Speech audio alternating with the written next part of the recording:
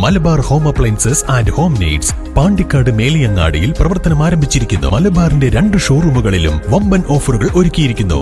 എല്ലാ പർച്ചേസിനും 5% മുതൽ 60% വരെ ഡിസ്കൗണ്ട്. അശാസ്ത്രീയമായ വാർഡ് വിഭജനത്തിനെതിരെ പ്രതിഷേധവുമായി UDF മേലാറ്റൂർ പഞ്ചായത്ത് കമ്മിറ്റി. ഇതിന്റെ ഭാഗമായി മേലാറ്റൂർ ടൗണിൽ നടത്തിയ സായാഹ്ന ധർണ പെരിന്തൽമണ്ണ മണ്ഡലം UDF convener advocate Abdul Salam ഉദ്ഘാടനം ചെയ്തു.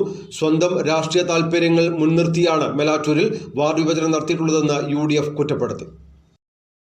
UDF മേലാറ്റൂർ പഞ്ചായത്ത് കമ്മിറ്റിയുടെ നേതൃത്വത്തിലാണ് അശാസ്ത്രീയമായ വാർഡ് വിഭജനത്തിനെതിരെ മേലാറ്റൂർ ടൗണിൽ സായാഹ്ന ധർണ സംഘടിപ്പിച്ചത്.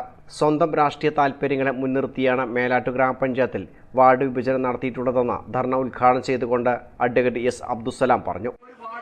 വെട്ടിമുറിച്ചിട്ടുണ്ടെങ്കിൽ അത് എന്തിന്റെ പേരിലാണ് എന്ന് പറയേണ്ട ബാധ്യത അവർക്ക് എല്ലാവർക്കുമുണ്ട്.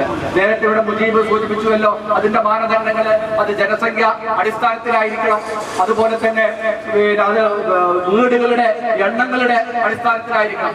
താമസയോഗ്യമായ വീടുകളുടെ എണ്ണങ്ങളുടെ അടിസ്ഥാനത്തിലായിരിക്കണം വാർഡ് വിഭജനം നടത്തേണ്ടത്. അതുപോലെ തന്നെ പ്രകൃതിദത്തമായ അതിരുകൾക്കുള്ളിൽ ഒരു ദൈവക എല്ലാ കാര്യങ്ങളും പരിഗണിച്ചുകൊണ്ടായിരിക്കണം ചെയ്യേണ്ടത് എന്നാണ് നമുക്ക് കിട്ടിയിട്ടുള്ള നിർദ്ദേശങ്ങളും. അതാണ് എല്ലാവരും സമർപ്പിക്കപ്പെട്ട പ്രപ്പോസലുകളും. പക്ഷേ ഇവിടെ ഭരിച്ചുകൊണ്ടിരിക്കുന്ന ഇടതുപക്ഷ ജനാധിപത്യ മുന്നണി ഇതെല്ലാം കാറ്റിൽ പറത്തിക്കൊണ്ട് തങ്ങളുടെ ഭരണ സ്വാധീനം ഉപയോഗിച്ചുകൊണ്ട് എങ്ങനെയൊക്കെ വരാനിരിക്കുന്ന പഞ്ചായത്ത് തെരഞ്ഞെടുപ്പില് വളരെ കുടിലമായ മാർഗത്തിലൂടെ സങ്കുചിതമായ മാർഗത്തിലൂടെ അധികാരത്തിൽ വരാൻ പറ്റുമോ എന്ന് നോക്കിക്കൊണ്ടിരിക്കുകയാണ്. അത്തരത്തിലുള്ള ഒരു സമീപനം ഒരിക്കലും UDF-ഉം അതുപോലെ തന്നെ UDF-ന്റെ നേതാക്കന്മാരും പ്രവർത്തകരും അംഗീകരിച്ചു കൊടുക്കാൻ തയ്യാറില്ല എന്നാണ് ഈ അവസരത്തിൽ പറയാനുള്ളത്.